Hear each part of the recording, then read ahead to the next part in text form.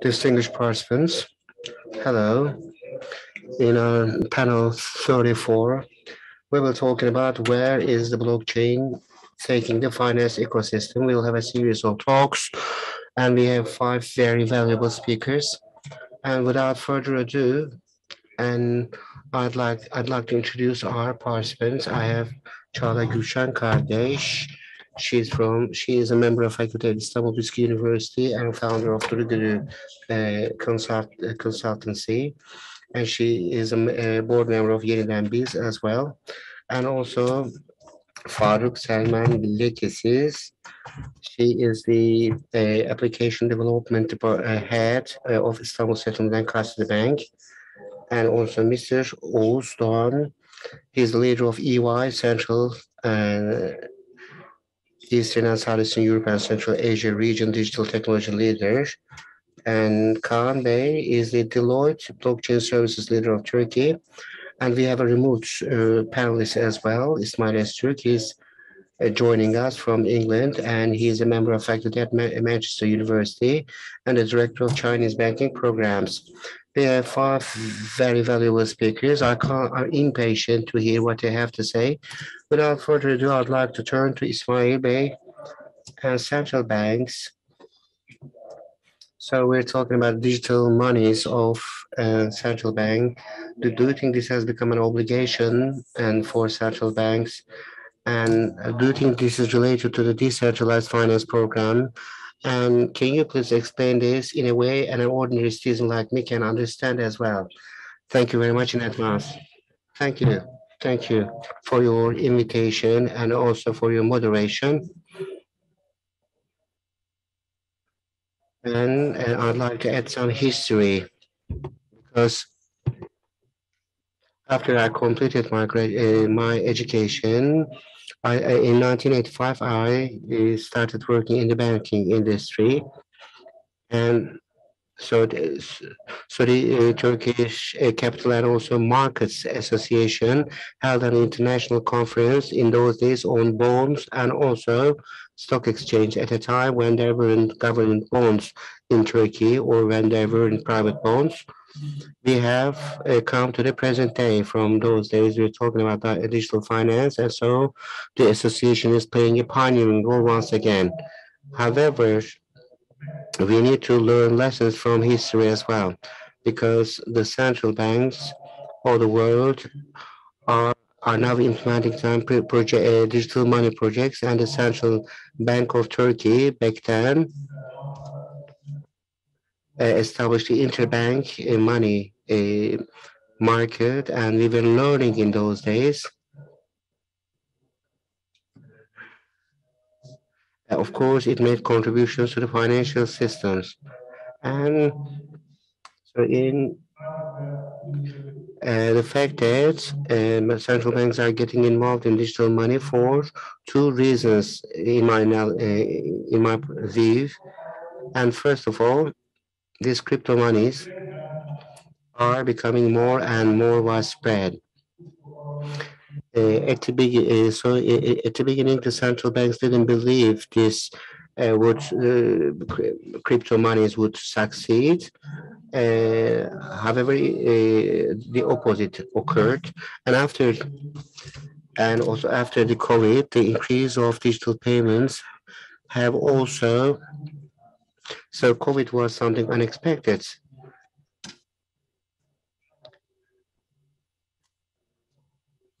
So, however, e-trade and also electronic payments have increased, which is another reason which caused central banks to get involved in this. So it is reactionary in a way.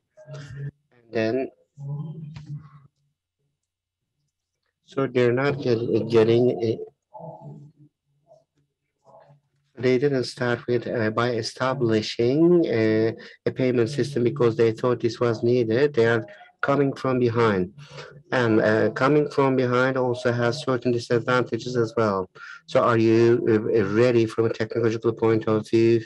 And also what will be the impact of this on economy? And also what will happen to the banking system? Yes, there are crypto monies around. They are used mainly, they are used speculatively to a large extent. So when the central bank digitalized the money, there are payments of billions and also, so do they have the reliable infrastructure to handle that capacity? Uh, of course, there are certain countries like China, and China, because of its economic growth and because of the status of its big banking system, China is in a more advanced situation. And and of course, the political system is in China makes certain things to be easier because when it comes to payments, and so there has to be some legal and also constitutional changes, amendments. When we look at the history of payments, especially in the United States, the check system was very widespread, and legally, the banks in the United States had to send back every check written by their clients to the client so that the client would see them. And in Belgium, for example, there was a need for a constitutional amendment for payments to become digitalized. We don't have such a disadvantage now. So the legal system can be amended overnight, and so the system can change overnight so that the central bank can digitalize its currency. So they use so I think the digital money will be put into use in different ways because of some political reasons and also for some legal reasons as well, and due to the culture as well. For example, in Germany, people are still using cash. Culturally, the German people um, embraced the credit cards quite late because they don't like the word credit. So the payment systems in Germany, they are unwilling to use even checks. However, if you put all these aside, and Germany and United States and some other high-income countries, and within the framework of the international, within the framework of the Bank for International Settlement, so they decided to act in a coordinated way, and they announced this in 2020. Coordination is very important here, and developing standards in individual countries would prevent international usability. That's why. So in the G7 meeting of 2 weeks ago, an announcement was made, standard setting um, for the international usability of these digital monies will be very important. Turkey must also follow suit as well. Creating a digital money within your country would not be sufficient, and also and and we need to be part of that coordination, and standards should be set for this currency to be used internationally. And so whether this will harm the banking system, and so if the money shifts from the deposits in the banks to the deposits of central bank, so that we also have the question whether the banks will collapse. There are different methods. Of course, central banks, the central banks do not have to make this digital currency in a way that will require the deposits to be kept in the central bank. The pilot implementation in China also involved the four big, for example, banks in China. They have created a digital wallet, and we shouldn't ignore this. So the IMF has also got involved as well. Despite its late involvement,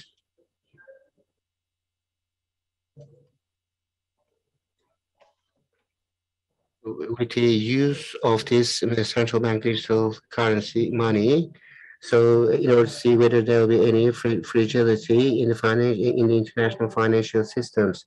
So there is a coordinated, there are some coordinated efforts, uh, and in order not to cause any fragility. So we need to see the macro picture. However, uh, the fact that this move is reactive also requires for us to pay attention to certain points as well. So central banks should not see this from only from a technological point of view, but they should view it as a digital payment infrastructure. So they should think about what a digital payment infrastructure should look like. And also the second topic, because they are in addition to their being reactive, there are some geopolitical problems as well. Because China is ahead of the other countries and the growth of the Chinese economy. And so Chinese currency yuan is now competing. And do you think yuan will be able to compete with American dollars thanks to its digital currency? There are some geopolitical concerns as well. Although these are not explicitly, people have such concerns as well. So that geopolitical situation is important as well. The central bank are afraid that the Chinese money will become international, and especially at the retail level. There are some other issues as well. For example, France, rather than retail payments, in bulk payments or in France is taking steps in order to make sure that the payments, large payments among financial institutions should be through digital money. So England is not using euro, for example, and I wonder whether France can still it is still London's status of being an international financial center. I think we better think about this. Turkey has always aimed to become a regional financial hub, and I believe that we shouldn't. So also we shouldn't forget about that aspect as well. So this kind of competition will be inevitable, and this will be part of the game. Although these are not stated explicitly. Another thing that we should never forget, and so in Nigeria, for example, so the Central Bank of Nigeria introduced the digital currency application practice, and so it is easier for the smaller economies to make a shift to the digital money of central banks. However, we shouldn't forget the fact that Nigeria has a central bank digital money. However, 95% of the payments in Nigeria are in cash. And when I was working in the banking industry in Turkey, Reuters uh, was using the state-of-the-art, ostentatious trading system, and the first ones to buy it was Turkish banks. The bank wasn't able to buy it, and Reuters late so it was very expensive for the Citibank based on the trading it was making. However, there's for example, so there's a bond market, and also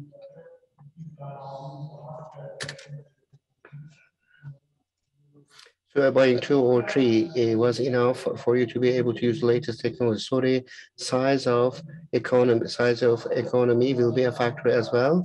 That's why the United States is taking is not very um, assertive or as far as we understand. So this has a social aspect, and also this has to do with the size of economy and also international competition as well. Thank you very much for all this information.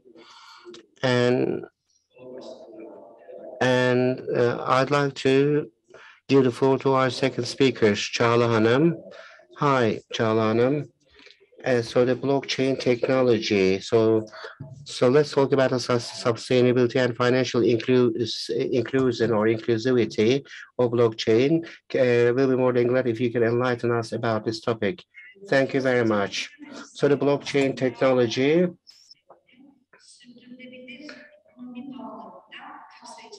is taking the financial ecosystem to inclusivity. So this is the summary of what I have to say at this point. If you ask me how this is happening, so if I may, let me tell you how this is happening. I'd like to have a short discussion. Unfortunately, during this Congress, including the opening speech in almost every panel, almost all the speakers made reference to the word sustainability and sus- and sustainability. When you look at it from the right perspective, say it tells a lot for the financial ecosystem. In order to be able to live a level, so the vision of sustainability is to be able to live a livable world for the next generations. I'm sure everyone who is watching us today, sustainability is not all about environment, and so this the vision of sustainability is about environment, society, and economy. So it has these three focal areas. As sustainability tries to build things on these, so the financial ecosystem is a very critical intersection set. The society and economy, so social economy, and when we talk about economic and social sustainability, we have the financial ecosystem and financial inclusivity in its intersection set. So when we talk about financial inclusivity, so why is it important for the financial ecosystem at a global level or based on particular countries? A very developed financial system is of critical importance, and the same goes for the sustainability and inclusivity of the financial ecosystem as well. What do we mean by this? So we talk about the access of individuals and institutions to basic financial services, and then we measure this through some old methods. OECD, World Bank, and the United Nations, and many governments are and taking initiatives on this topic. They are providing many incentives as well. However, when we uh, look at the reality, we see that, and so in developing countries and economies, 80% of the people do not have access, and also there are individuals who are outside this financial system. And so, for example, in Northern Africa and in some other parts of the world, the situation is even worse. And there are certain things which have realized, and then we take these figures and also work on them, and many thought systems and those people, so those people who are working on in this area choose to neglect a point. So digital economy and social media, and also we are talking about also digital mediums as well. So these traditional systems uh, disregard a very important a group of producers as through the conventional perspective. We do not provide with underage people with a bank account. However, some of these under 18-year-olds are producing remarkably in the digital world, and so these productive young people, and so a certain amount of money transferred to these young producers. However, the system does not provide them with the financial instruments and tools needed for these transactions. And so I don't know how long we'll have to be looking for alternative ways. So when I talk about a problem about access to financial systems, and so 80% of the people in developing countries cannot access to financial services. But I'd like to talk about the fact that under 18-year-olds are also excluded from the financial services. But the blockchain, we don't need to get into technical details of this technology, and but it comes with a value proposal. So the blockchain technology says reliable, transparent, and a public data transfer or value transfer for everyone. I can do this. And when they come to you with such a discourse, and we are talking about decentralized applications, so we're talking about financial layer two instruments. This value proposal, so we read this in many researchers in the literature.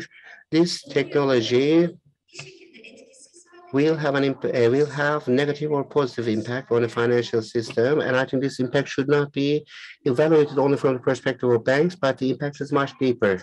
There are three main fields. One of them is the blockchain technology is in the financial inclusivity center. So faster with a low cost and access to much more people. So this is given you by blockchain. Secondly, with financial inclusivity it's very important to possess to have a own bank account, and I will go over one of these barriers, and this gives me the ability to have a digital wallet. So you can use the product of a financial company or other company where you want to buy online, and you have a digital wallet. And thirdly is a sociological focus, which is very important for me. And this is of added value, which brings down the cultural and religious barrier, especially in the MENA countries. There are religious barriers, and that's the reason why some people can't own a bank account because of religious reasons. So I try to summarize the importance of financial inclusivity under the three standpoints, but this does bring a new cooperations and new visions, not only for individuals, but also for companies. So, of course, nothing is as positive as I explained here, but this is also, I just wanted to underline the positive sides. So we shouldn't forget that when we talk about technology, we are hoping that technology will solve our problems, but this is not the reality, because technology doesn't solve the problems of humankind. No, the humankind can use technology to solve their problems. For example, we're talking about these blockchain technologies, and to use this technology efficiently and correctly and to solve our problems, we should use this technology also as correctly as possible. So as a woman here in this panel, I want to stress out that when we're talking about financial inclusivity and about sustainability, of course, we should never forget that we have to include women into this ecosystem as well. Thank you very much, especially this last part we talked about in our panel, and this is really important. And we are thankful that you underlined this again. Thank you. So at this point, I want to turn to Kanbei. We are talking about decentralization and the decentralized finance products. What will their effect on the financial world be? And what are your prognoses? Do you think that those are utopic ideas, or do they have a footholding in the real world? Thank you. Let me start with a short history run. 8 to 9 months ago, these decentralized financial products were first. So there was a zero sum, and now we have a secured value of $200 million in the decentralized financial system, and it's locked. We called it a locked value. So 170 million people have an Ethereum wallet. Some people use more than one wallet, but when we are talking about real persons, then we can assume that the number of people who have a digital wallet on this Ethereum is 60 to 70 million, and 2.8 trillion dollars is the value of the Bitcoin system. So before the pandemic, it really decreased, but with the pandemic and afterwards, we see a sharp increase. So what will do people with the decentralized financial tools? So these products, you can lend money with these products. You can borrow money. You can go into the stock exchange. You can get interest. And we see in the EU and in the United States, PayPal, we know that 6 million PayPal users are doing investments into crypto, Bitcoin crypto. So this is like a sort of a individual.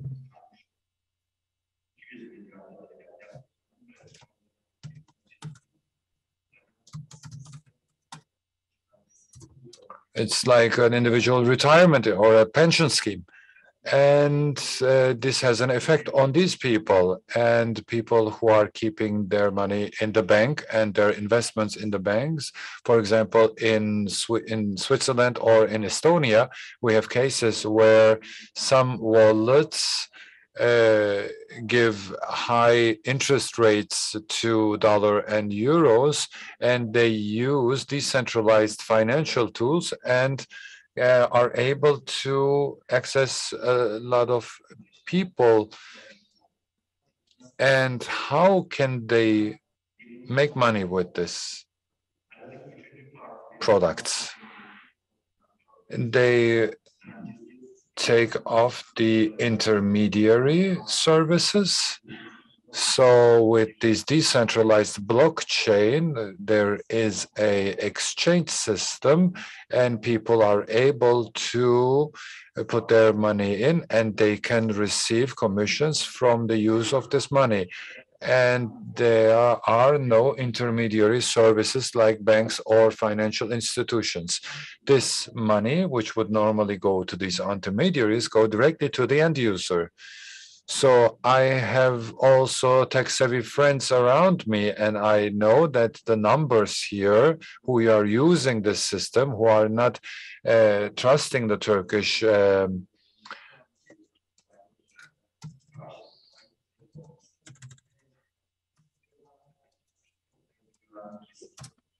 on deposit system, they turn to this new area, to this decentralized financial products. There are also some easier where a couple of developers from developers created systems. So $70 billion are locked in, but you don't know who the developer is. And they have codes who is working on blockchain, and it has $70 billion in store, and there is no responsible person you can reach, but there, and this is also another aspect of blockchain because people want to stay anonymous, and this is something they prefer, and this is also the reason why they decentralized. Or mobile games, for example, blockchains have a great effect large effect on this. We have metaverse now. When we are playing games on our mobile phones, or when we're buying in-app, when we're doing in-app purchases, then we are paying commissions to the intermediaries. And the metaverse says you are going to play a game on your mobile device, and there you have an ecosystem where you can buy and sell items or assets.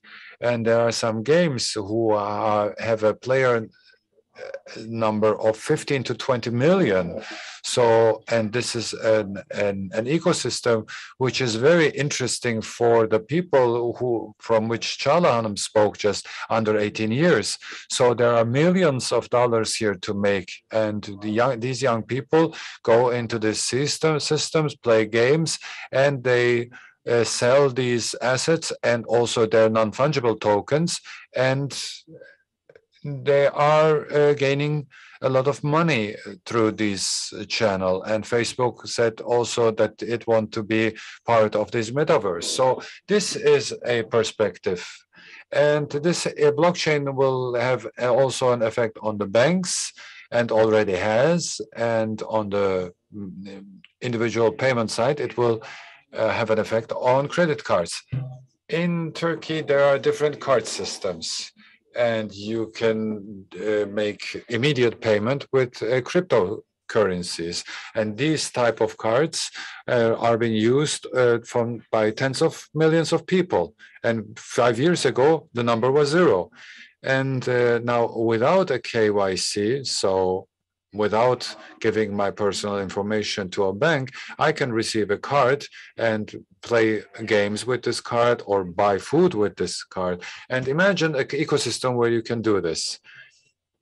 And it will also have an effect on stock exchanges.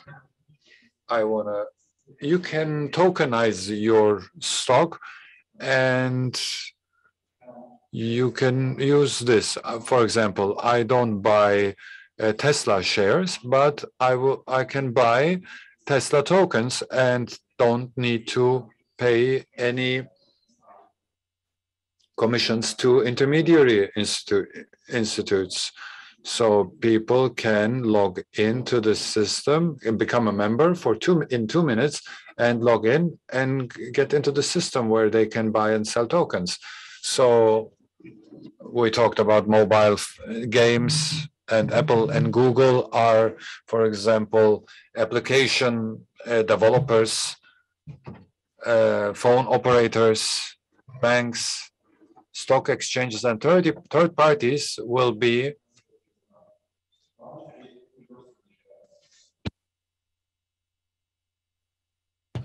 affected by the blockchain. There are some use cases. For example, in the insurance sector, Hong Kong has decided to transfer all the information of policies in the insurance system will be sent to the blockchain system, and every company makes a suggestion here, makes an offer, and the end user picks one out of the offerings. And there are a high number of transactions, and the blockchain is not on par with this large number, maybe in the next 5 years. And it brings in also a high cost with it, and the operational costs are also high for these large amounts of transactions on blockchain. In the part of factoring and leasing and reassurance, and in these areas, some banks have transferred these areas into blockchain, firstly to unload some of the load on the blockchain, and because it's so secure, and tries to counteract against the effects of blockchain to their main business area. So in the area of development of this, in the development area of this product, of the blockchain, companies are making studies, R&D studies, how kind of products they can implement. So if this trend goes on, we will see in 5 or 6 years that in the payment area that we will go in the direction of crypto money, cryptocurrencies. Thank you so much. And Kambe talked about the concept of tokenization. I'll ask for Onurbe's help to elaborate more on this topic. And let me add one more question to it. Do you think blockchain will shape how do you think blockchain will impact technology development in the future? Do you think blockchain will follow technology or technology will evolve in certain ways because of blockchain? Hello, first of all, I'd like to greet everyone. I wish you all a healthy day. Every period, each period bears its own innovation. That's one of the most important topic. And then so during COVID and in post-COVID periods, we see innovation is speeding up. And as a consultant and also as an engineer as well, with interest in finance and economy, and I'd like to start talking outside my own field of expertise. When we look at the science of economics, we admit that there are scarce resources. We try to use them in the most efficient way, and we are talking about examining their impact on the lives of people. These scarce sources and may cause some distress or cause some crisis as well. And through innovation, people can always overcome these crises. And also, blockchain can be viewed from this perspective as well. And within the framework of digital transformation, when we look at the blockchain, and over the last 20 years, in the first 10 years, they have spent the first 10 years with growth. And then, so with banks and also so everybody grew their technology investment and everybody tried to ensure their own transformation. So I like the analogy of telephones and then people, for example, so in the past there were, for example, um, switchboards, but there are some, so everything has been automated. So people are not putting you through, but the system is putting you through automatically. So what has happened over the last 10 years following this period of growth, and then we headed towards optimization. And this growth and we realized that growth was very costly and especially technological investments reached $4 trillion in the world, and and I think it is expected to have reached $10 trillion by the year 2025. So even this amount isn't sufficient to meet the needs. So that's why optimization was important. So we were talking about virtualization in the coming 10 years and blockchain and will be very important during this period. And then we will go into a period of virtualization, so metaverse, and so there are some chains on the one hand, and also there are NFT and digitalization. These all have to do with with virtualization. So this may frighten us, and then we think about games and also some movies as well. But it is very interesting for everyone, and everybody is trying to become part of it and as part of this virtualization. So what kind of developments are taking place on the technology side? Maybe we should think so there's a shift from centralized systems to decentralized, and so we'll be shifting from a centralized system to a decentralized world, and the applications and also people and characters and payment systems and also all the protocols talking to each other will become virtual. So, and this will take us to Web 1, which started in 1990s, and then so we were reading some, for example, we were reading a certain text on the screen of a computer. We were reading a newspaper. It was called Web 1. In Web 2, interaction started, for example, posting videos and writing comments, and also certain communities formed. and people started to make friends with each other, and thanks to Web 2. And we're talking about the Web 3 technology, especially through this blockchain technology. And Web 3 is totally based on decentralized systems, and everybody is participatory or capital. So if, for example, if you give an example from capital markets, I don't need to go to the branch, but still there is a digital branch. However, so when we shift to Web3, which is decentralized, so there such locations will not exist even digitally. And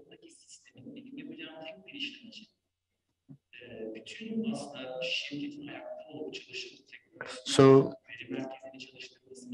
there won't be need for a company uh, to render operational its entire system for me to be able to make a single transaction. So tokenization is very important because we're heading towards this direction because digital assets are coming to the forefront. So we're not only talking about we're not talking about the digital reflections of physical assets, and crypto money is we are, so these are all the buzz these days, and also NFT is about digital art and digital production. So it's about a clearing or settlement of this, and so the institutions will be tokenized and virtualized as well. For example, an incorporated, for example, will be a token on the chain, or it will be a value, or so we will see this incorporation, for example, as a digital company that's similar to an NFT. At the point that we focus the most when developing technology strategies, and we were looking for where we can make these technology investments in the best possible way. We should buy hardware and software. Of course, human resources are very important as well. Everybody bought, for example, televisions and also refrigerators for their own household. However, in the coming period, and so we'll be shifting towards a joint resource usage. And so it will be important for companies to adapt themselves to these protocols, and also they'll have to develop applications based on these protocols, and it will be necessary for them to be in interaction with each other. So the new trend is having a decentralized technology strategy. Once we have this decentralized technology strategy, so do we have an asset that we can put as an asset to this system? So there'll be a period environment of no codes. So as a company, how can we survive as a company, or how can we create value, and what can we offer to the next generation? So these questions are very important questions at present. And and today, very valuable speakers are sharing their personal views. Thank you very much. Biz teşekkür ederiz. Sağ olun. Thank you so much. And so most of the time, we either follow, use, or consume such technologies. And so, would it be an early adopter, or do you think we can be on the side of developers or producers? I'd like to turn to Farid Bey. They have a bigger project. I will kind of ask him to tell us about the scope of this project, and at what stage is this project, and what is the level of maturity of it. And as an engineer, I will ask him to provide us with some technical information about its speed and scalability as well. And when there's a great number of transactions, whether the infrastructure would handle these transactions, we would like to hear his views. Thank you so much. So this is the last. This is one of the last sessions of a 2-day marathon, and I'm the last speaker. I hope, and we can maintain the concentration of those people who are still leaving us. This has been a very useful and fruitful event, as Çağla Hanım said. And so we have talked a lot about what has to be done about blockchain and what needs to be done as the Bank of Settlement and Custody since 2012 when Bitcoin was coming to the agenda was coming up, and as you just emphasized, and we wanted to be in the engine of the train rather than being at the back.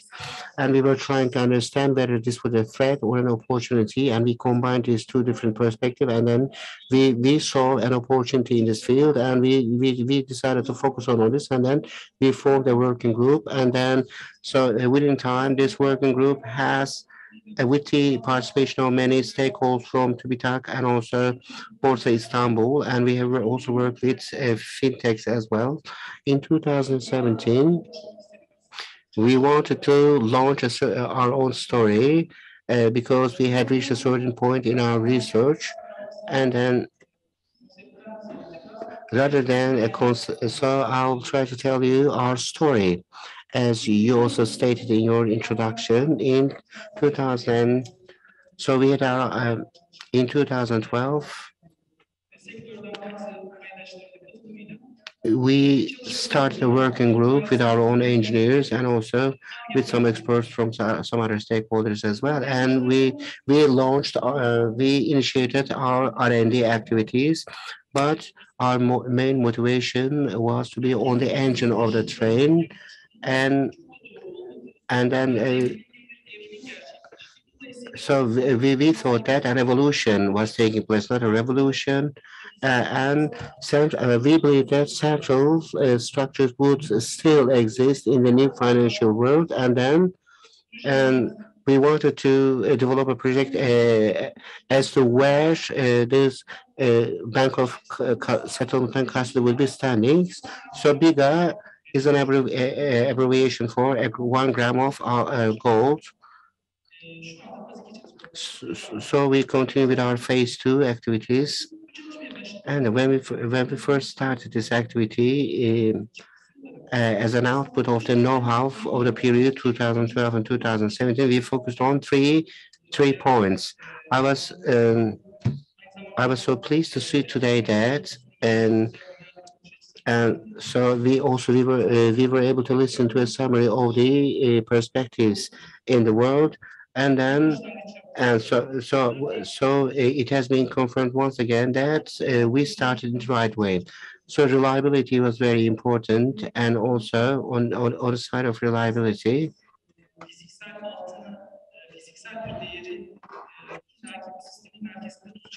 and so we actively promote that we will keep a physical gold in the center of system. And then, so this has become our number one rule, and this is how it started. And secondly, confidentiality and privacy was important for us, and so there were different privacy approaches in different chains. Some of them were fully open, some of them were half closed, and then we started to act with a different discourse. So I don't want to go. So we were able to go into details of cryptology. So the activities we have with TÜBİTAK were very important, and of course, so we are an organization regulated by regulations, and so regulations are indispensable for us. So although decentralization is in the basic philosophy of blockchain, and because I believe that this wasn't a revolution but an evolution, and we thought that the government would also evolve accordingly. That's why we established the value transfer system. So what is BICA? So it is the abbreviation for 1 gram of gold, and then we launched it about 2 years ago. And then it's a very interesting coincidence that there was an earthquake in Istanbul. There was an earthquake in Düzce today, and so BICA is a short name of 1 gram of gold. And then, so the infrastructure that we establish is not only for gold, but for many precious metals. Uh, so it is about tokenizing precious metals of a certain value. So we have offered an infrastructure for this. While establishing this, we were trying to head somewhere. Yes, we wanted to establish a value transfer system, but we try to evolve and also develop it as well. And first, first we wanted to establish a payment system, and then on top of this infrastructure, we can add, for example, crowdfunding and also different financial and also the clearing of different various financial tools which have been addressed in the previous sessions. So the bigger project, the first phase of which has been completed. So we have started production as well, and so six valuable banks have also contributed to this project in the testing phase. And also, as mentioned by Emin Hoca, 490 of Fortune 500 countries, companies have tried this, but they remained at POC. Six banks, so I'd like to Ziraat Bank, Ziraat Participation Bank, Alberta Türk Participation Bank, Garanti Bank, Vakıf Bank, and so we have completed our tests altogether, and then we launched production, and also Halkbank and Denizbank also joined us. So we have eight banks now. So our nodes are installed in those banks, and also we can transfer gold among each others. Why did we choose gold in our pilot project? As you know that. So we can keep gold in the bank. So there's already an infrastructure for the transfer of gold, which is called ATS, and individuals are able to use this transfer system.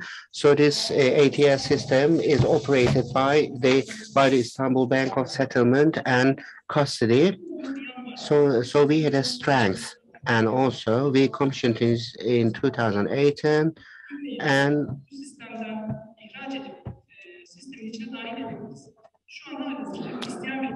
if any, one of the banks which is part of the system can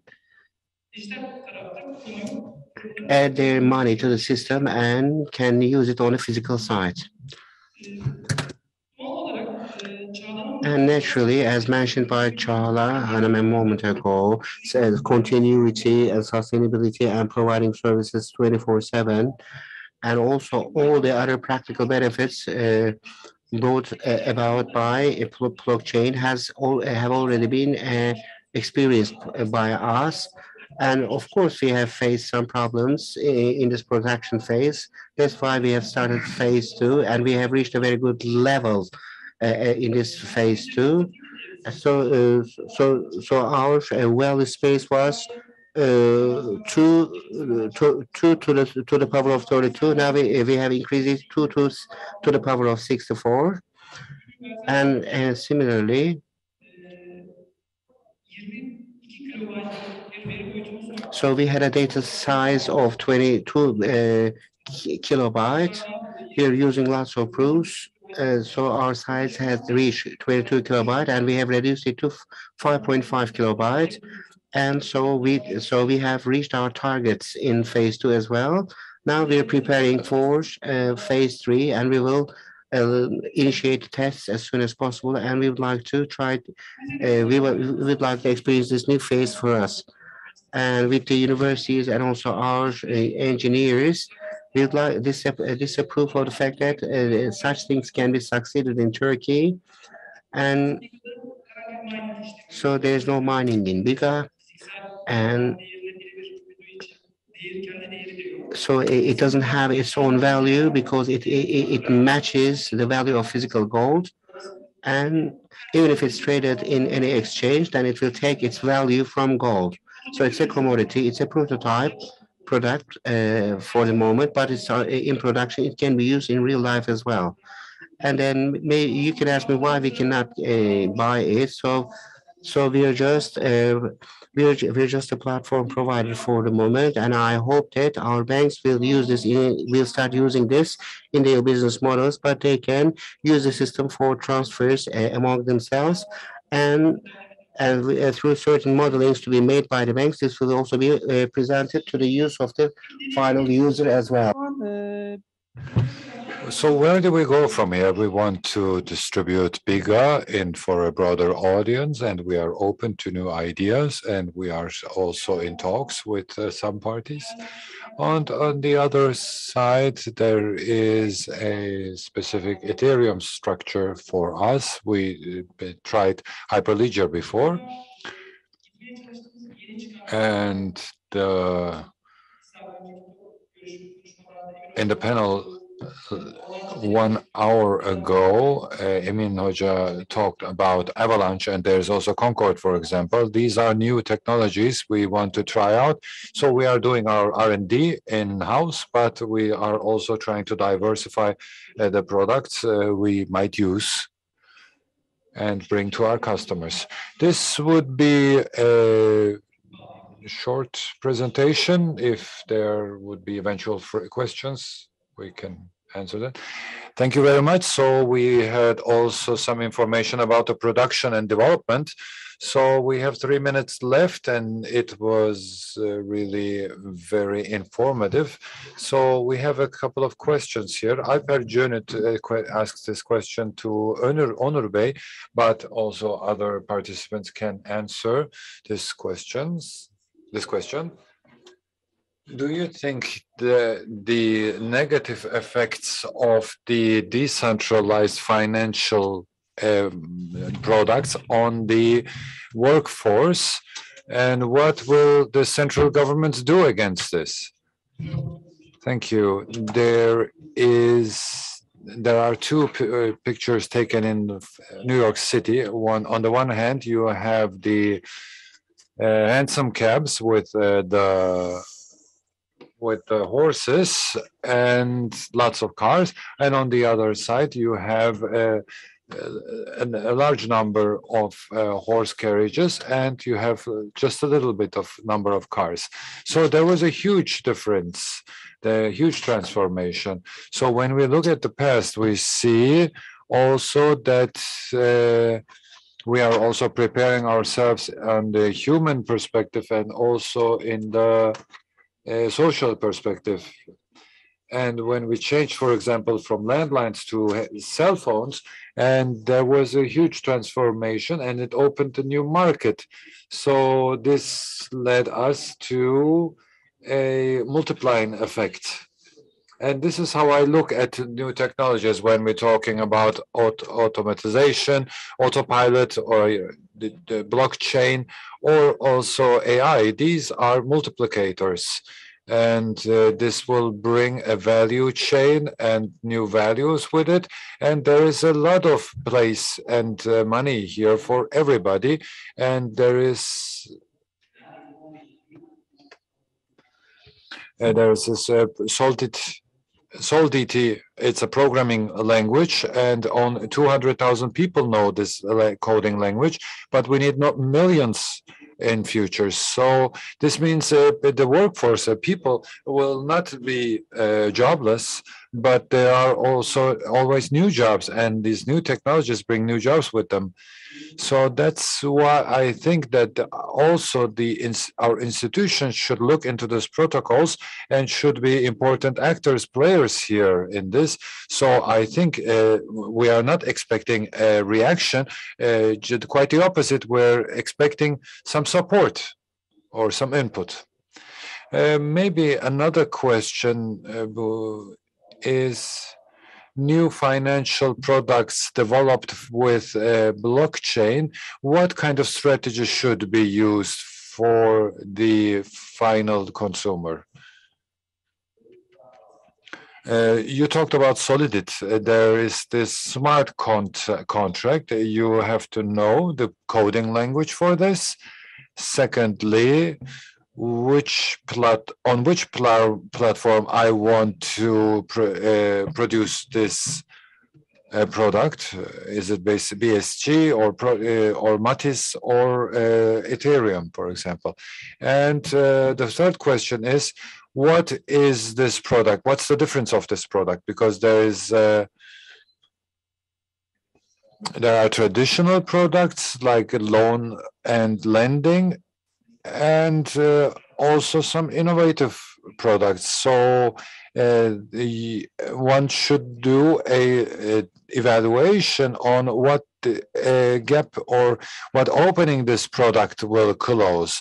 If you look into YouTube, you can learn in 1 hour to how to create a decentralized system. It's very easy, but it's another question to whether people will invest their money into it or not. So you should look from this perspective.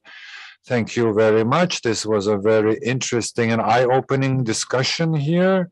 And I would like to thank every participant and Çağla, Faruk, Onur Bey, and Kaan Bey, and also Ismail Ertürk, who joined us via Zoom. And we are late in the evening, and I would like to thank all of our listeners for their patience. Thank you very much, and have a good evening.